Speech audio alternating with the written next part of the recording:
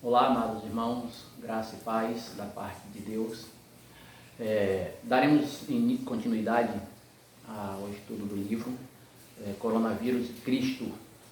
Hoje estaremos estudando o capítulo 7, estaremos dando a resposta de número 2, que é enviando julgamentos divinos e específicos. Então, enviando julgamentos divinos e específicos. Resposta 2. Algumas pessoas serão infectadas com o coronavírus, como um julgamento específico de Deus por causa das suas atitudes e ações pecaminosas. O fato de toda a miséria ser resultado da queda, resultado da entrada do pecado desdenhoso no mundo, não significa que todo o sofrimento individual seja um julgamento específico de pecados pessoais. Por exemplo, o sofrimento de Jó não era devido aos seus pecados particulares. A primeira frase deste livro deixa isso bem claro.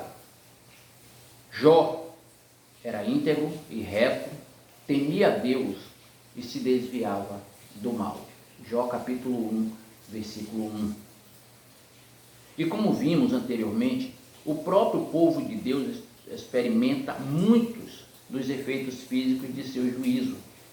O apóstolo Pedro coloca desta forma: porque chegou o tempo de começar o juízo pela casa de Deus. Se começar por nós, qual será o fim daqueles que não obedecem ao Evangelho de Deus? E se com dificuldade o justo é salvo, que será do ímpio e do pecador? 1 Pedro, capítulo 4, versículo 17 e versículo 18. Para a casa de Deus, esse juízo divino é purificador, não punitivo. Não é uma condenação. Portanto, nem todo sofrimento é devido ao juízo específico de Deus sobre pecados específicos. Vou repetir isso aqui. Portanto, nem todo sofrimento é devido ao juízo específico de Deus sobre pecados específicos. Contudo, às vezes Deus usa a doença para trazer juízo particulares sobre aqueles que o rejeitam e se entregam ao pecado. Exemplos de juízos específicos sobre pecados específicos. Vou dar 2 exemplos de juízos específicos sobre pecados específicos. Em Atos capítulo 12, ao rei Herodes se exaltou deixando-se chamar de Deus. No mesmo instante, um anjo do Senhor feriu Herodes por ele não haver dado glória a Deus. E comido de vermes morreu. Atos capítulo 12, versículo 23, perdão. Deus pode fazer isso com todos aqueles que se exaltam.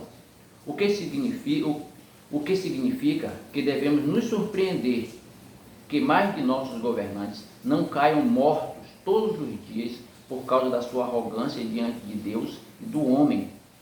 É uma grande misericórdia Deus se refrear. É uma grande misericórdia Deus se refrear para não matar muitos governantes que se exaltam. Outro exemplo é o pecado da relação sexual. Em Romanos 1, 27, o apóstolo Paulo diz: da mesma forma, também os homens, deixando o contato natural da mulher, se inflamaram mutuamente em sua sensualidade, cometendo indecências, homens com homens, e recebendo em si mesmo a merecida punição do seu erro. Essa merecida punição é o efeito doloroso em si mesmo do pecado. Essa merecida punição é apenas um exemplo do juízo de Deus que vimos em Romanos 1, 18, o qual diz: a ira de Deus se revela do céu contra toda impiedade e injustiça dos seres humanos, que, por meio da sua injustiça, suprimem a verdade.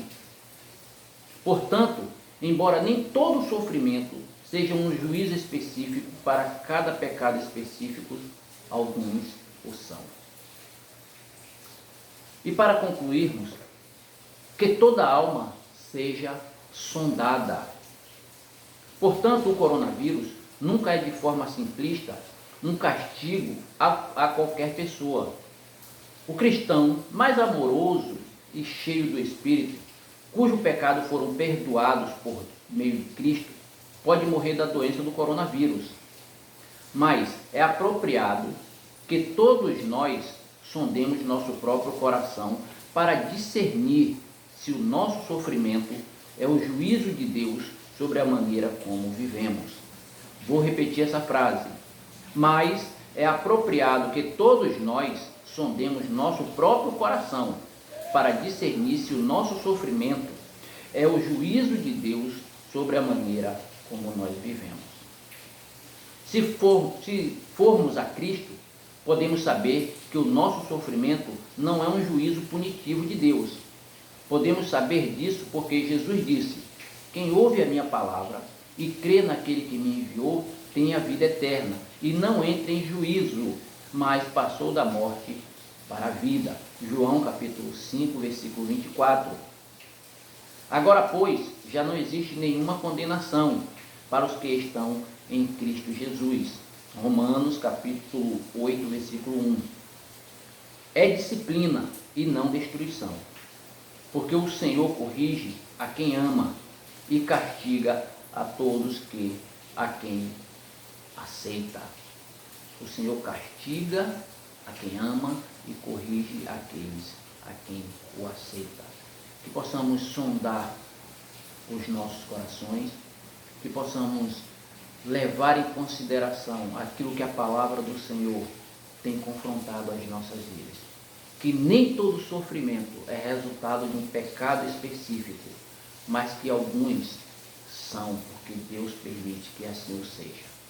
Que Deus nos abençoe e que o Senhor fale profundamente aos nossos corações e corrija em nós aquilo que precisa ser corrigido para a sua glória e para a sua honra. Que Deus te abençoe.